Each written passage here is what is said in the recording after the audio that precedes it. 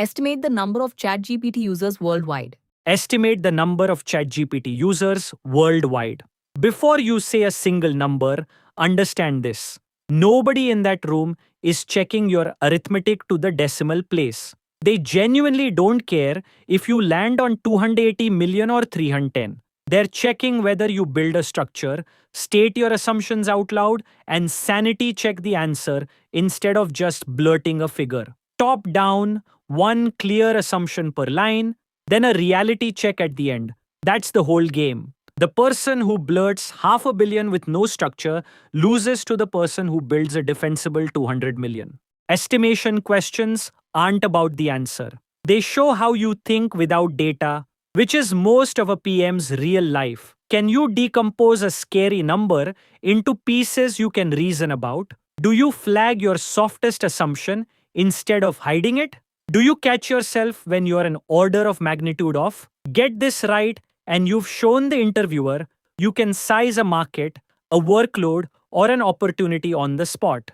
Let me give you the structure. Step 1, which many candidates skip. Users is undefined. Registered accounts, monthly active, weekly active, daily active, those numbers differ by multiples, so pin it before you compute. I'll estimate monthly active users, meaning humans who use ChatGPT at least once in a month, and I'll say where daily active would land at the very end. I'll scope it to consumer web and the app, meaning real people. If they want API developers, I'll treat those separately because they're a different population entirely. 45 seconds on this saves you from computing the wrong thing beautifully. Step 2. Pick your approach and justify it. Bottom up, summing users country by country is fragile here because of too many unknowns stacked on each other.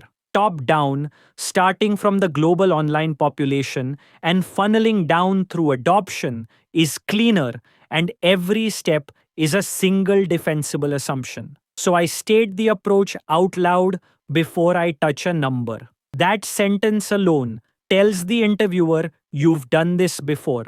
Now the funnel. I narrate each line as an assumption, not a fact. Start with world population, about 8 billion. Internet users, roughly 2/3 of that are online, so call it 5.5 billion. Now the reachable slice. Literate in a supported language, not behind a hard block. China is largely excluded, and you've got infrastructure and language gaps elsewhere. So I'll take it down to about 3.5 billion addressable. Awareness of ChatGPT. It's a genuine household name in the online world now. So say half of those addressable people are aware, about 1.75 billion. Have tried it at least once. Say 40% of the aware, roughly 700 million ever tried. And still monthly active, the retention from ever tried. Say another 40%, which lands at about 280 million monthly active users.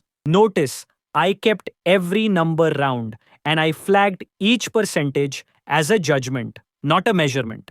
False precision is a tell that you don't understand what you're doing. Step 4, and this is the step that actually scores. Does 280 million pass a smell test? Publicly, OpenAI reported 300 million weekly active users in late 2024, climbing to 400 million by early 2025. Monthly active users must logically exceed weekly active users. So my 280 million monthly figure is actually a massive undercount.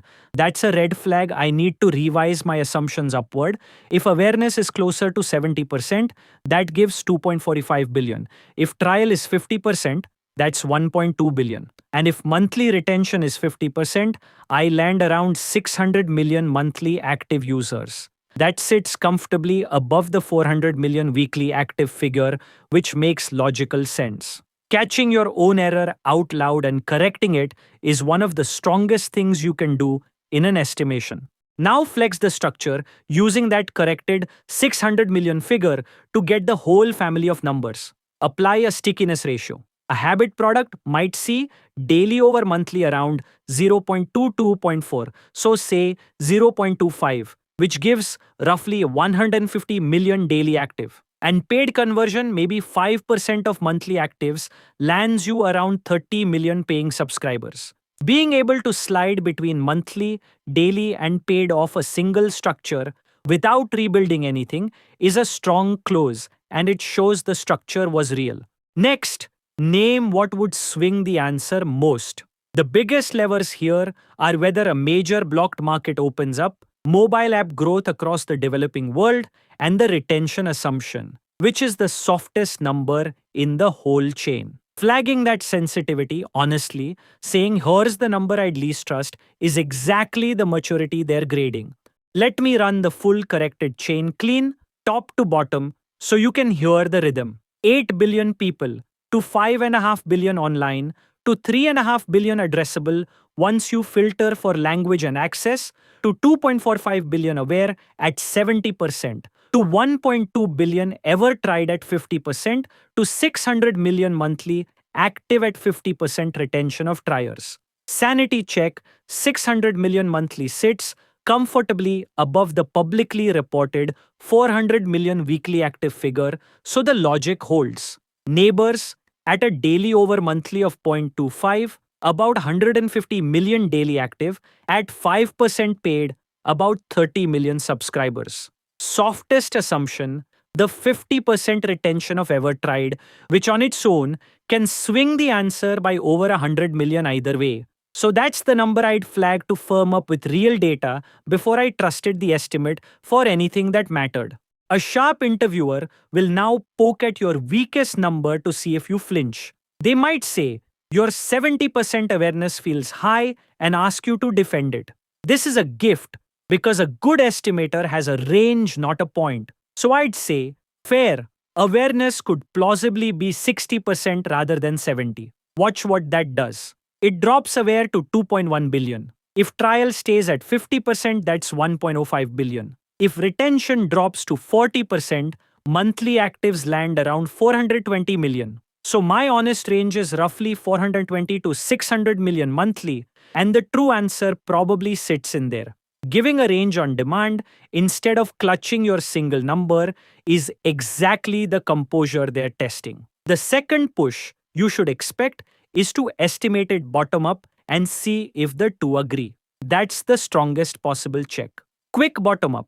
The US has maybe 250 million adults online, say half have tried ChatGPT, and 50% of those stay monthly. That's around 62 million US monthly actives. If the US is roughly 12% of global usage, you scale up to about 500 million. It lands in the same zone as the top down. When two methods built on totally different assumptions agree, that agreement is worth more than either number alone. Here's what makes them lean in. First, you pin the metric, monthly versus daily versus registered, before touching a number, because the entire answer hinges on it.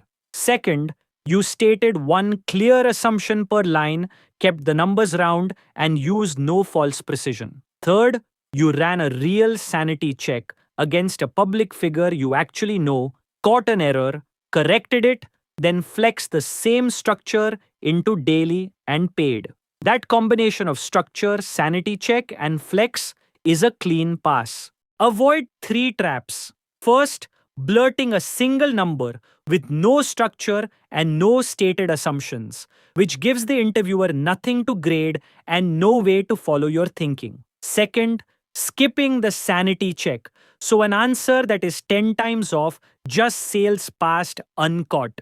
Third, getting lost in precision, like 8.1 billion people or 67.3% online, which signals you've missed the entire point. So the shape, pin the metric, choose top down, and say why, funnel down with one stated assumption per line, and round numbers, sanity check against something you know, then flex into the neighboring metrics and flag your softest assumption. Carry this into the room. Pin the metric, funnel top down with one stated assumption per line, then sanity check